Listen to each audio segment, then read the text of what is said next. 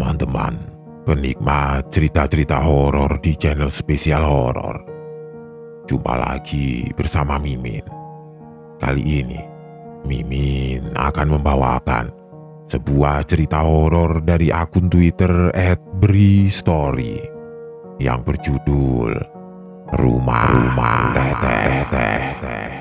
Buat kalian yang sudah penasaran, yang sudah tidak sabar, langsung saja selamat menyimak kalau kalian benar-benar berani.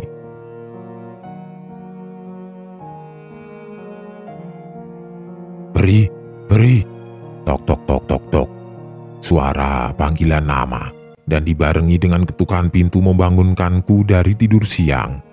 Mata langsung melirik ke arah jam, baru jam 4 sore. Padahal janjinya juga habis maghrib, gumamku dalam hati. Hari itu memang aku ada janji dengan Nando untuk melihat rumah yang rencananya akan kami sewa untuk kos. Rumah yang terletak di daerah Cikutra, Bandung. Selama tahun-tahun terakhir, di masa kuliahku, aku berteman akrab dengan 4 orang kawan, Asep, Nando, Doni, dan Irwan.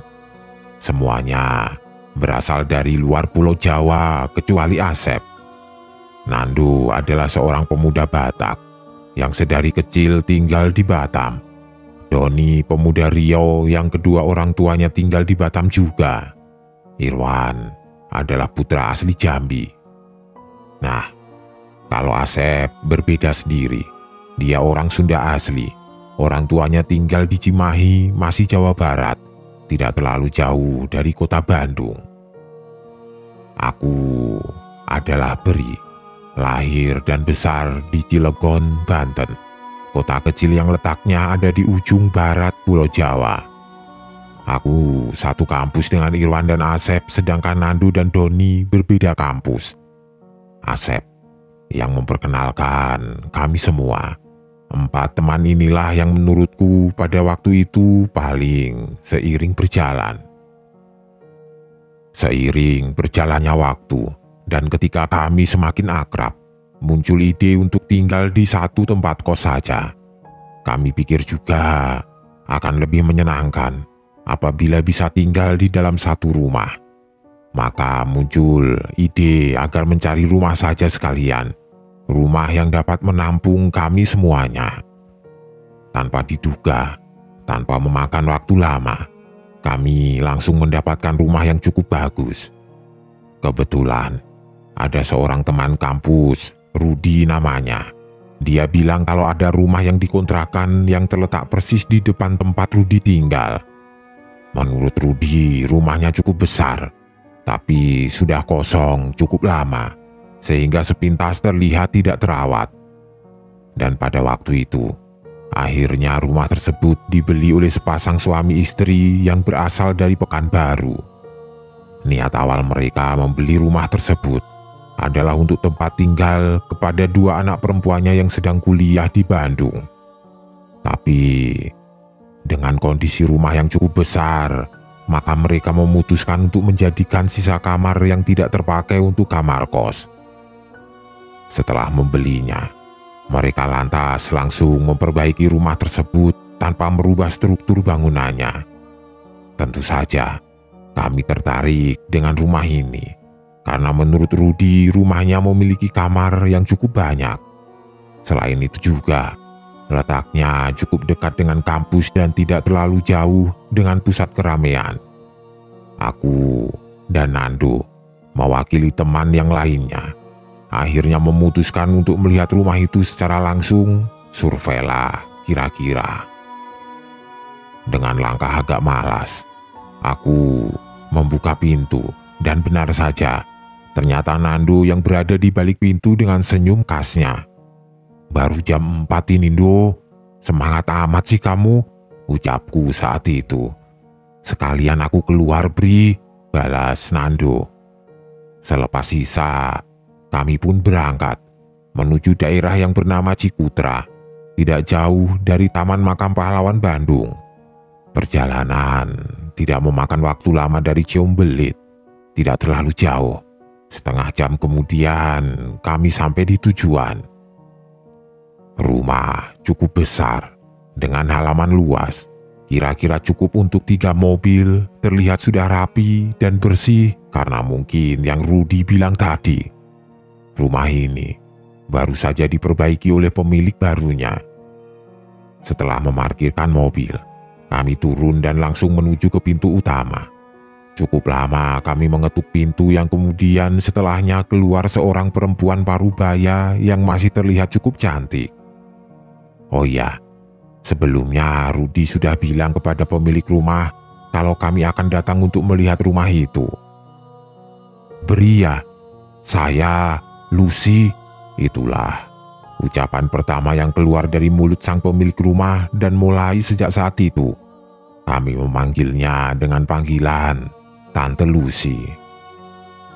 Setelah memperkenalkan diri, kami dipersilahkan untuk masuk. Perempuan ramah dengan penampilan yang cukup modis.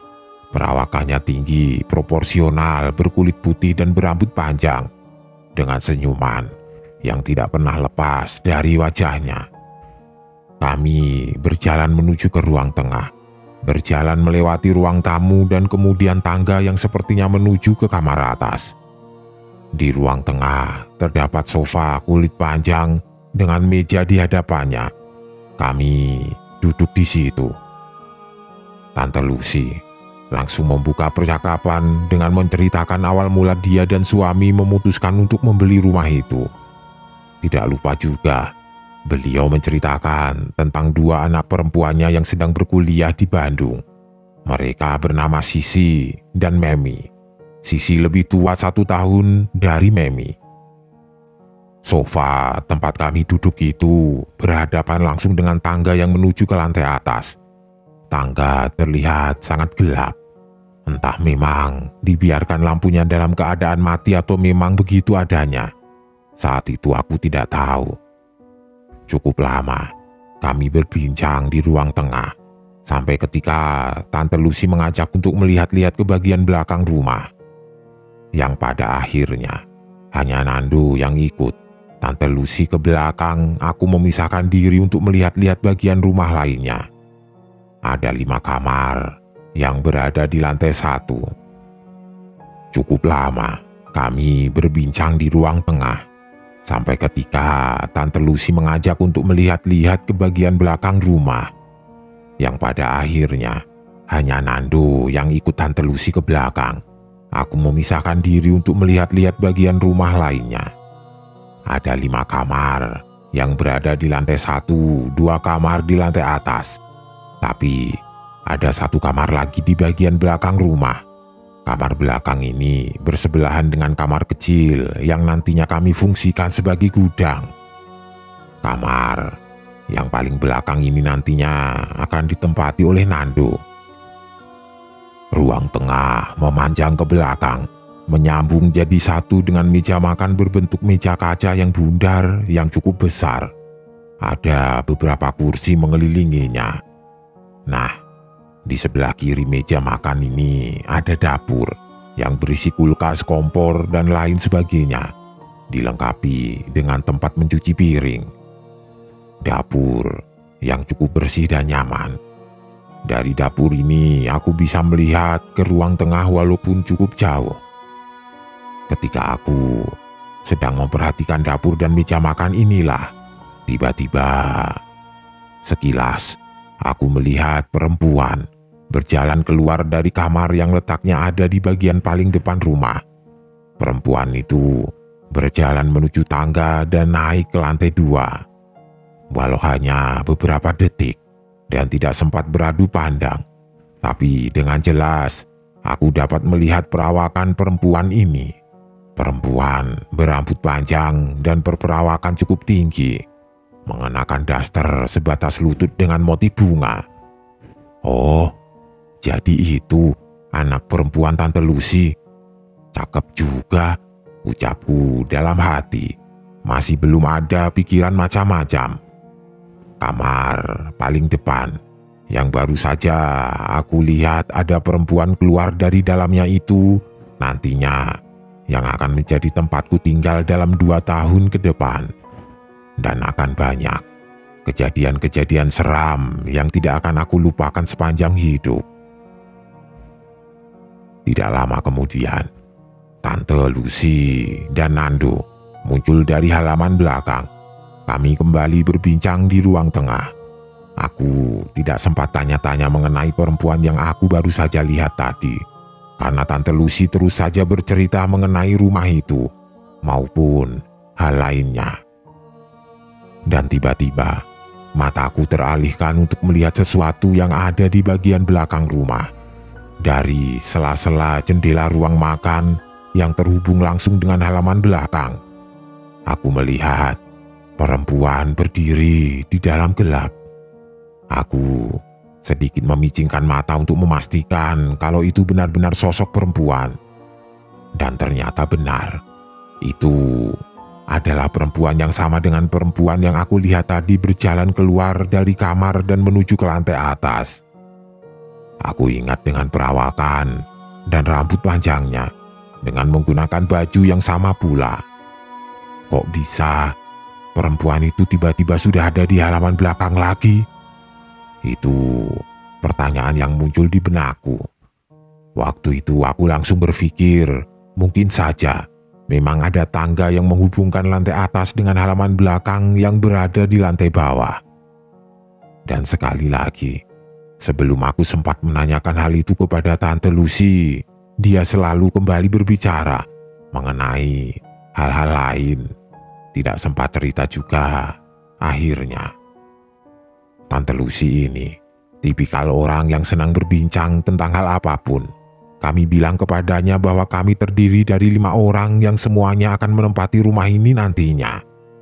Karena kami hanya berlima, sedangkan kamar di lantai bawah ada 6, maka Tante Lucy mempersilahkan untuk mencari orang lain untuk menempati satu kamar yang tersisa. Tante Lucy hanya berpesan, apabila nantinya kami jadi menempati rumah itu, maka beliau mohon untuk menjaganya dengan baik, hindari perilaku negatif. Kami mengangguk setuju mendengarnya. Setelah dirasa cukup berbincang panjang lebar, dan yang paling penting adalah harga yang ditawarkan Tante Lucy cukup bagus, maka mewakili teman-teman lainnya, kami bilang bahwa kami memutuskan untuk setuju untuk mengontrak di rumah itu. Tante Lucy terlihat cukup senang mendengarnya, karena dia bilang Rudy dan keluarganya memberikan rekomendasi yang cukup bagus tentang kami. Dan di akhir perbincangan, beliau mempersilahkan kami untuk pindah ke rumah itu secepatnya. Sekitar jam 9 malam, aku dan Nando pamit pulang. Kemudian kami berjalan keluar menuju ke mobil. Ketika aku sudah duduk di belakang kemudi, sekali lagi mataku melihat sesuatu. Aku melihat ada perempuan berdiri di balkon atas rumah. Perempuan itu perawakannya persis dengan perempuan yang aku lihat di dalam rumah tadi. Tetapi kali ini wajahnya agak sedikit terlihat memandang ke arah mobil. Karena lampu balkon agak gelap, aku jadi tidak terlalu jelas melihat wajahnya. Tapi aku yakin itu adalah perempuan yang sama. Dalam perjalanan pulang, aku dan Nando berbincang mengenai rumah itu. Nando cukup senang setelah melihatnya. Aku juga. Sampailah ketika kami mulai membahas mengenai 2 anak perempuan Tante Lucy. Duh, anaknya Tante Lucy cakep juga ya, seperti model. Aku membuka perbincangan sambil cengengesan. Memangnya kamu lihat anaknya Tante di mana, Bri? Kemudian aku mulai menceritakan semuanya. Kalau aku beberapa kali melihat perempuan di rumah itu selain Tante Lucy. Yang aku pikir itu adalah salah satu anak dari Tante Lucy. Jawaban Nando yang berikutnya membuat aku kaget. Bri, Tante Lucy itu tadi di rumah sendirian. Suaminya menunggu di hotel. Beliau sengaja datang ke rumah itu hanya untuk menemui kita. Setelah itu dia kembali ke hotel lagi. Tante Lucy tadi juga bilang kalau kedua anaknya masih berada di Pekanbaru kok. Aku kaget mendengar omongan Nando. Terus, perempuan yang aku lihat tadi, siapa?